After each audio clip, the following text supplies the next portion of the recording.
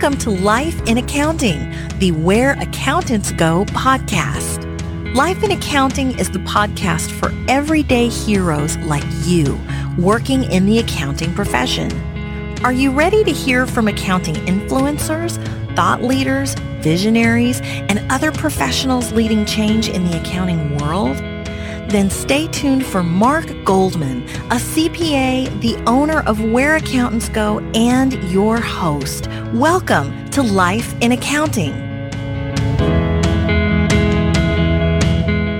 It was really becoming problematic to run the kind of firm I wanted to be with just that one partner. There's a lot of really successful solo firms. We, in my opinion, were one of those successful solo firms, but we were having these growth limitations and we were getting plateaued. Hello, everyone. I'm Mark Goldman, a CPA and your host for Life in Accounting, the Where Accountants Go podcast. That clip was from Danielle Supkis of Houston, Texas. Like many of our guests, Danielle was suggested to us by a few of the former guests on the show. She's been recognized several times by different publications in the accounting world, and we actually cover most of those in the intro. But she's also very well connected, which I believe led to the multiple recommendations I received to request her time for our show. Danielle is highly accomplished, and I must say, very forward-thinking as well. I don't want to give it away, but in addition to the usual conversation we have about her career, she shares with us her recent decision to join a much larger practice so that she could better see her dreams fulfilled for the services that she'd like to provide to her clients, as well as the resources she'd like them to have access to. At the time of the recording, it was all very fresh, so I really appreciate her being willing to share her story with us. If you find this episode has given you insight into your own dreams and plans, please make sure you subscribe to the show via iTunes or directly on the website at whereaccountantsgo.com. Once again, that's www.whereaccountantsgo.com. With that, let's go ahead and get started. Here's Danielle Supkis of Houston, Texas. Well, good afternoon, Danielle. Thank you so much for scheduling this today. I appreciate you making time for us. Of course. Wonderful. Well, for the audience, we have Danielle Supkis from Houston, Texas on the line today to share her career story with us. In addition to being recommended actually by two of our former guests, Danielle's been recognized by CPA Practice Advisor on their 40 under 40 list for the last 4 years, actually. She's the recipient of the 2016 AICPA Outstanding Young CPA Award.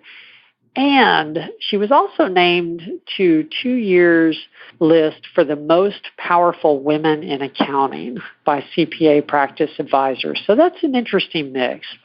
Danielle, I always like to start at the beginning with all our guests so we get an idea not just of where you are today, but how you got there and really where you came from. What initially led you to accounting as a possible career in the first place? It was a little bit of dumb luck, actually. I was working in politics, decided that politics wasn't the right fit for a myriad of reasons, but decided to finish out my degree in political science. And I was at Rice University, which at the time did not have an accounting department anymore. But Jim Turley, the former chairman of the board for EY, had gone to Rice when there was an accounting department. And so EY actually recruited from Rice University for students that had no background in accounting. And so I didn't know what to do, so I fell into accounting. Interesting. While you were still getting your degree in political science? Yes. Wow. Okay.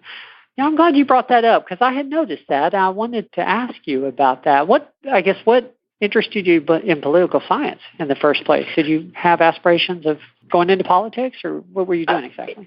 It was kind of one of these political science, economics, and policy studies. A lot of the work I did was more on my policy studies was in distributive justice, and my policy stuff was a lot of in like efficient tax policy to get tax policy the way you would want to have an intended benefit or an intended consequence of the, not necessarily how to do the taxes, but how you should design the policy.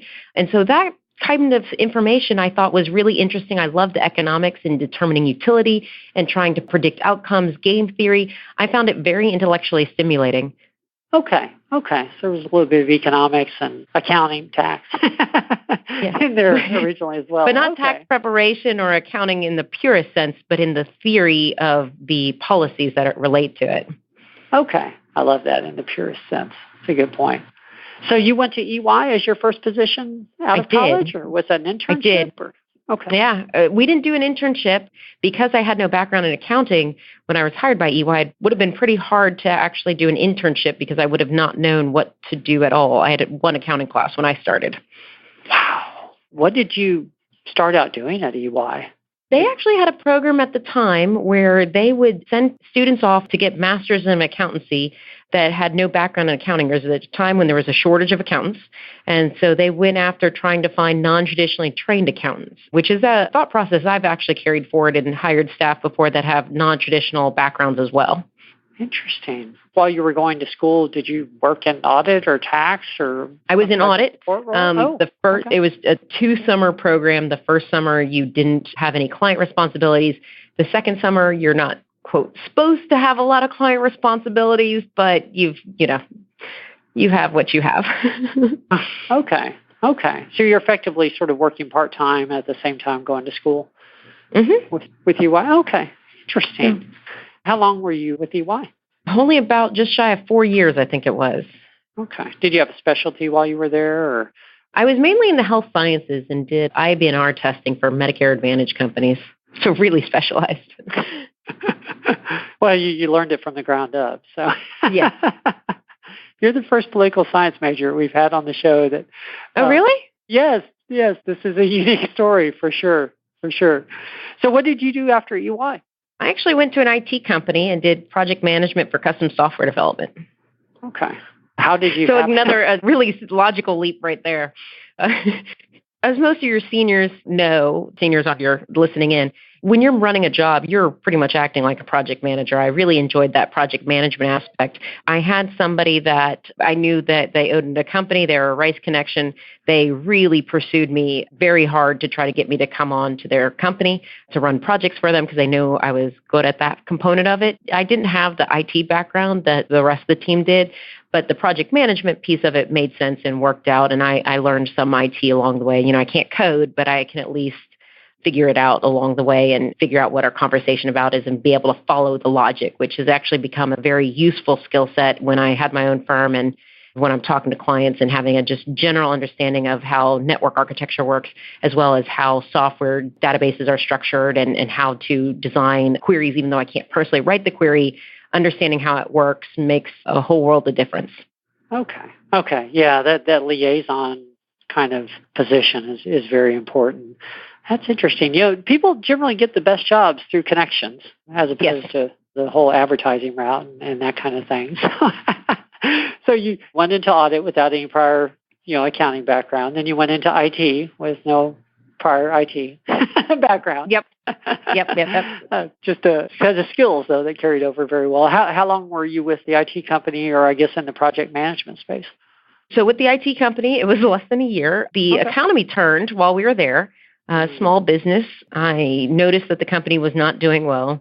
Told the president of the company that it's not looking good, even though I don't have access to your bookkeeping. I know our numbers were not in good shape. So when it came time for laying off half the company, I had the privilege of going first. But, I saw the writing on the wall, so I'd already started looking for positions and realized while I was there, I actually really, really enjoyed the accounting and missed the accounting component of it and wanted to go back into public accounting and still continue that project management component. So I went back into a small firm. Oh, okay. At what point did you start your own practice? I started my own practice about 4.5 years ago. Were there a few moves in there in the middle? Or no, I was at a small 20 to 25 person firm for about 4 years or so. Decided it wasn't the right fit for a partner position there and instead started my own firm about 4.5 years ago. And the big surprise is that I just recently joined PKF Texas, which is the second largest independent accounting firm in Houston, as a director. Oh, well, congratulations. Wow. Thank you. Okay. Wonderful. I'm full of surprises. Yes, you move fast. Director, wow. Okay. Well, if you consider 4.5 years fast, Well, yes. No. I'm not that familiar with PKF myself. I tend to be more familiar with some of the, more southern firms in Texas. Tell us about PKF. You said it's the second largest in that area? Independent. Yeah. Mm-hmm. Okay. Yep. Second largest independent firm. Okay. Yep. Full service firm. Been around since the 80s. Of course, a member of PKF International that was founded, I believe, in London. Okay. And what's your role going to be with PKF exactly? I'm a director in their Entrepreneurial Advisory Services group, which is pretty much their consulting arm. And so I'm planning to grow that consulting component of the business. I'm curious, how do they define entrepreneurial businesses? Is there a size that you're basically working with? We work with everything from pre-revenues all the way up to middle market. I think it's more of a mindset, more so than an actual size of a business. Because you can be entrepreneurial spirited within even a major corporation, in my opinion. So I think it's just a mindset, as well as it covers the whole gambit of our client base, where we're using those small, even pre-revenue companies all the way up to middle market, a lot of them owner managed or private equity backed. Okay. So how long did you have your own practice? About 4.5 years. Okay, 4.5. All right. I was getting that confused with the other firm there for a little while. So that must have been a major decision for you to look at joining another firm. What was that not process like, but what were the major factors in your mind in coming to that decision?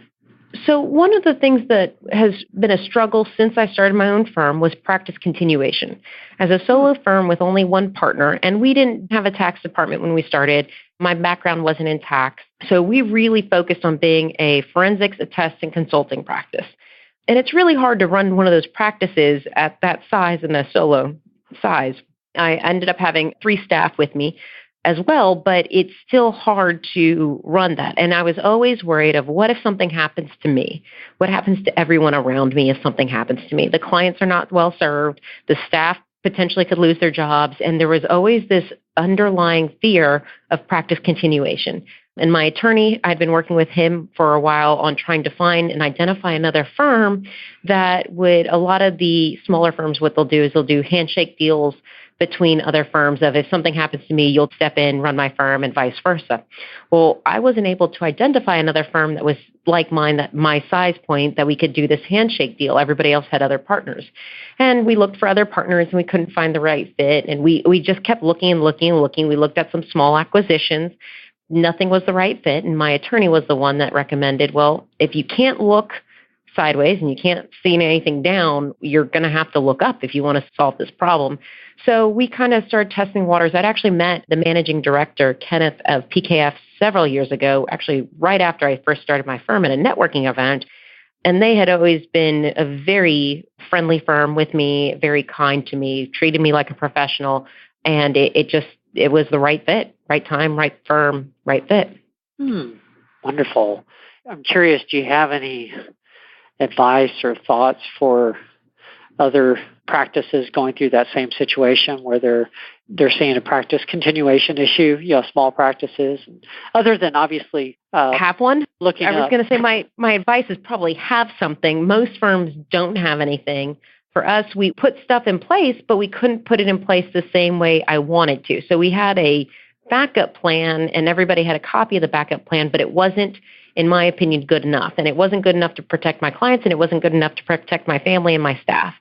So I would say just have something. Even if you can't get anything formal yet, work towards getting the formal, but at least have a plan, because you don't know what could happen.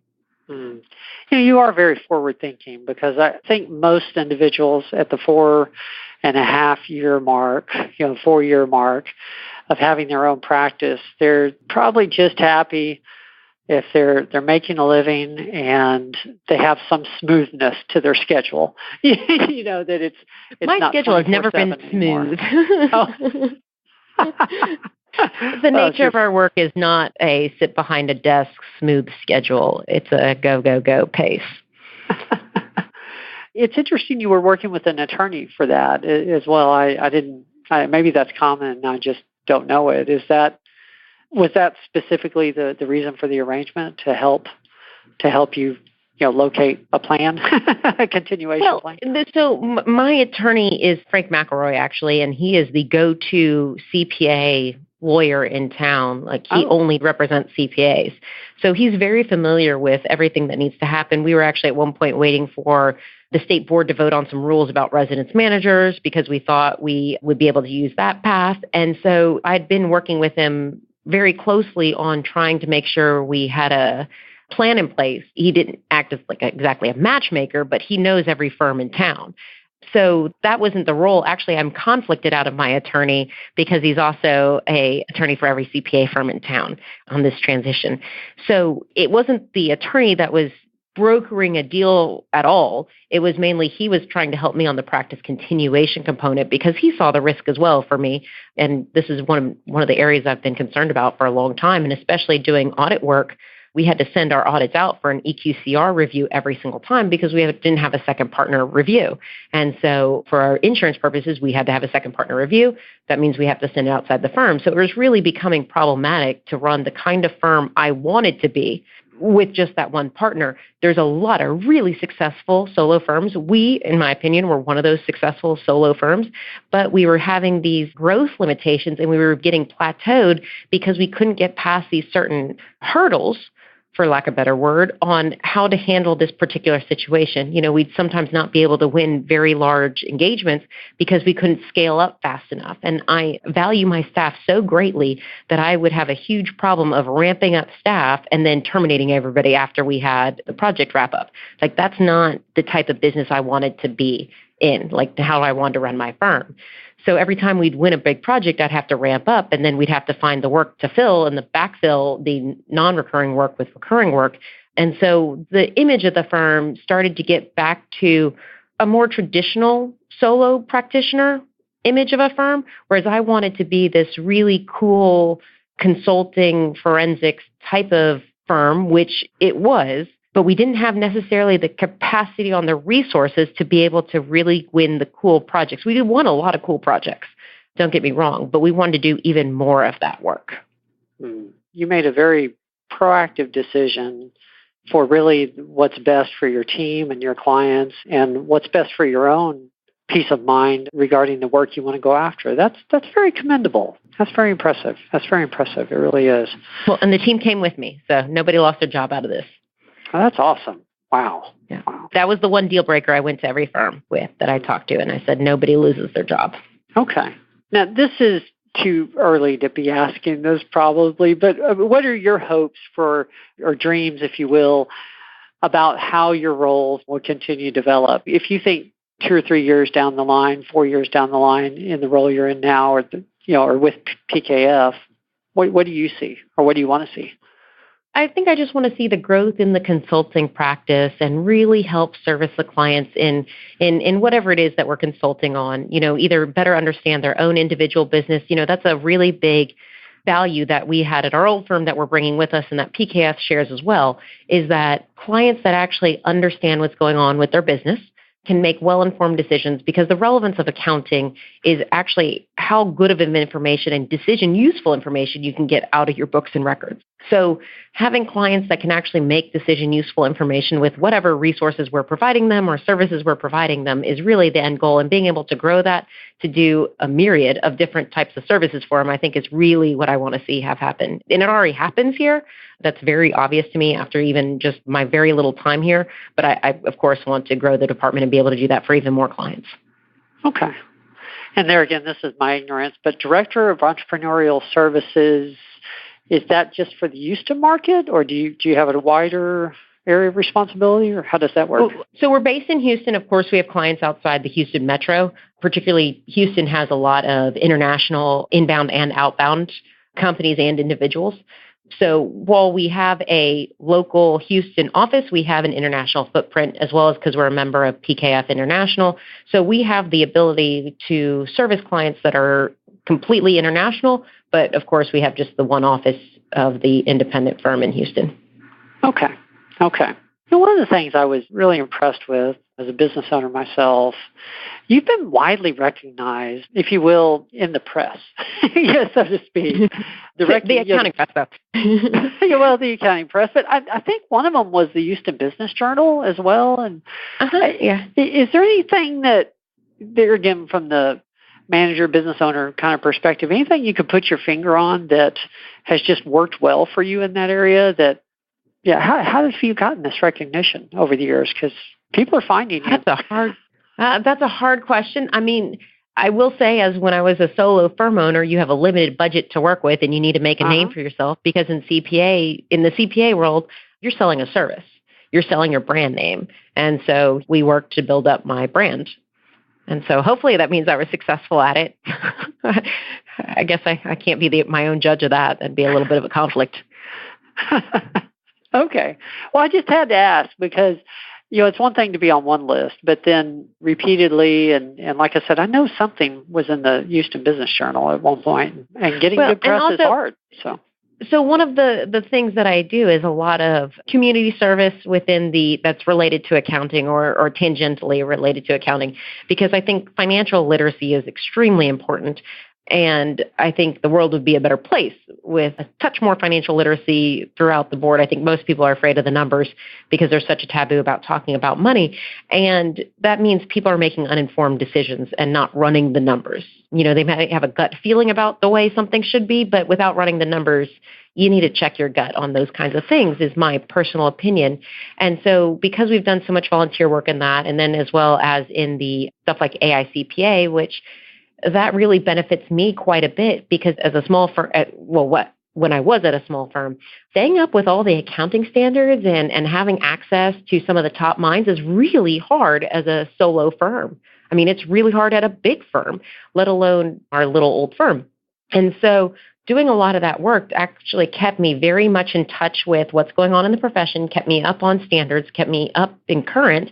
That also directly benefited my clients because I was able to keep them in front of what's happening, what's changing. If we see something that can potentially be detrimental to a client or be very costly to implement, we can get with that client and even maybe sometimes send back information to the standard setters while that process is still happening. So I think the way I've tried to help my clients has also put me in a position where I get a little bit of recognition, because it's a different take, and there's not a lot of firms at our size that are using that as a client development tool and a benefit for the clients.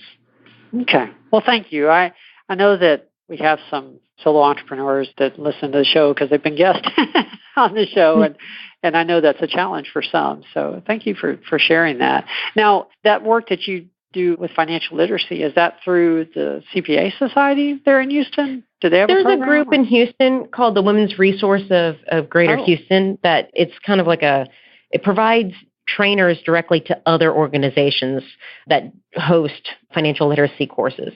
So I've worked with them in the past. I'd love to do more with them at the moment, but I'm a bit tied up in a couple other matters at the moment. So I haven't done as many classes as I'd like to do recently. Okay. I noticed you've been or are part-time faculty at Rice. I am part-time faculty currently, yes. Oh, my gosh. Okay. How many classes are you teaching? Right now I'm teaching one a semester. There was one semester this past season that I taught 2 a semester. It's a little tough on the schedule. Okay. Yeah. As soon as I said that, I thought, well, part-time is probably 1, but 2 would be... That would be quite a bit to manage. What do you I taught the accounting there's a modeling class that's like an accounting for entrepreneurs modeling class, and then I taught auditing last semester, and then this semester is data analytics for the Masters of Accountancy program, because Rice relaunched their accounting program. Okay. Wow. What keeps you doing that? I mean, I'm sure there's something about that it. That one's really a lot of fun. It's just a ton of fun getting in front of the students and teaching just cool stuff that you can do with accounting. Accounting has this perception of being boring and humdrum, is what I think people assume is accounting, but I don't find it to be that at all. I find it cool and exciting, and lots of cool emerging technologies and really cool things you can do with the numbers and the information. And I usually get pretty jazzed about it, and I think it's a lot of fun to show the students that the accounting can actually be really exciting. A lot of job security mixed in with that. So there's not a lot of professions that you have that job security mixed with exciting. That's true. That's true. I recorded another episode this morning, and we were just talking about how so many people, the advice they receive earlier in their career or early in their student career is get a degree in accounting because you'll always have a job. It's just one of those fields. It really is. Well, I know your journey is really still just beginning, but if you could go back in time and give your younger self a piece of advice based on what you know now, what do you think that might be? Oh, I would say probably kind of keep a little bit more even keel on some things. I don't know if you can tell, but I get fairly excited about things. That's really great. And it's also sometimes kind of one of those best qualities and worst quality type of things. So there's some situations in life that I can think back that I got overexcited, sent an email that I probably should have slept on. Those are probably the ones of like, okay, take a deep breath, we'll sleep on that, send it out the next morning if it's still appropriate. Okay. Well, for what it's worth, it sounds like you've done a great job of harnessing that excitement and making it work for you. So, thank you. Well, I wasn't sure if we would have time for this, but you mentioned the Women's Resource of Greater Houston. Are there any other nonprofit interests you'd like to highlight or anything else that you've been involved with here recently? Oh, I'm sure there are, and I'm just kind of blanking a little bit. There's a lot of entrepreneurship accelerators that I'm involved with, and so I'm usually pretty excited about those. I think I've taught in 4 different accelerators in the Houston area, and Houston's becoming this up-and-coming startup community. So those excite me a fair amount. There are a myriad of different ones, usually run through the universities and Texas Medical Center. Okay. Yeah, I wasn't sure what you were referring to there at the moment. Okay. Are you generally instructing on accounting-related matters, or? Yep. Okay. Yeah. A lot of new business owners know their technology really well. They don't necessarily know the back office component of it. And so, a lot of them don't realize that they have to actually plan for and pay for payroll taxes and stuff that's, if you came up through a traditional business background, it just seems second nature. But if you came through a technology background and have just a really amazing idea for something that's going to save the world, and some of these companies really do have that kind of technology and capacity and capabilities, but they also don't know that this basic business component, or they do have the basic business and just don't have as much time or enough time to take care of everything. And so just helping them through that has been very interesting, even if it's not a paid position, just through the teaching at the accelerators. Sure. Yeah, you're doing good for the community. Definitely. Well, I want to make sure we're respectful of your time, and I know you have a lot going on these days. So I end every podcast with the same 3 questions. The first one's usually the easiest for people. What has been your proudest moment? Well, in a career sense, of course, family sense, the regular family ones, but from a career sense, I would say the AICPA Maximo Award. A lot of times I'm, as you could probably guess, fairly young. And so a lot of times younger professionals, you have to almost make up for being young and really prove that you're competent. That was the first time I'd won an award for being young. It was a little bit different for me for being recognized that I was young. In a positive way, not in a negative way. Okay. That's the Maximo Award? Yeah, that's the AICPA Young CPA of the Year Award. Oh, okay. Wonderful. Well, I know you hit on this a little bit earlier, but I always like to get a good story around it. Tell us about a mistake you've made and what you learned from it, of course, because that's where the value is. But frankly, the bigger the better. We like the colossal kind of mistakes. Well, the good news is I haven't had colossal mistakes along the way, because usually I see mistakes as a learning opportunity to prevent it from happening the next time. So usually I don't have colossal ones. The one I was referencing about an email, it was actually still when I was working on Capitol Hill, and I sent an email to my boss with a little bit of a tirade. And even though my point was an accurate point, I presented in such a terrible way, I still have nightmares about this one, that it completely overshadowed the point I was trying to make. I got called into the boss's office with the printed copy of the email. I'm pretty sure it made it into my HR file. And of course, the whole point I was trying to make completely was not addressed, not recognized. It was completely dismissed because I so ineptly presented the information and got myself in a ton of trouble.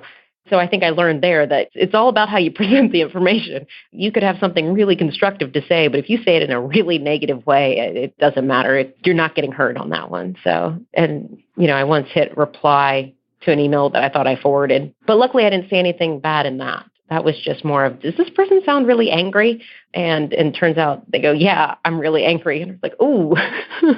At least I got the lesson on reply versus forward on a fairly innocuous. I didn't say anything that put my foot in my mouth, but it was still something that they were an angry email about something that was outside of my control, but still something I had to deal with. So I'd say making sure you're careful on your emails. Learn my lesson on type of only things that you want to see on the front page in the New York Times. Mm-hmm. There's a lesson in there for all of us, because this is at least the fourth greatest mistake that involved email on this podcast.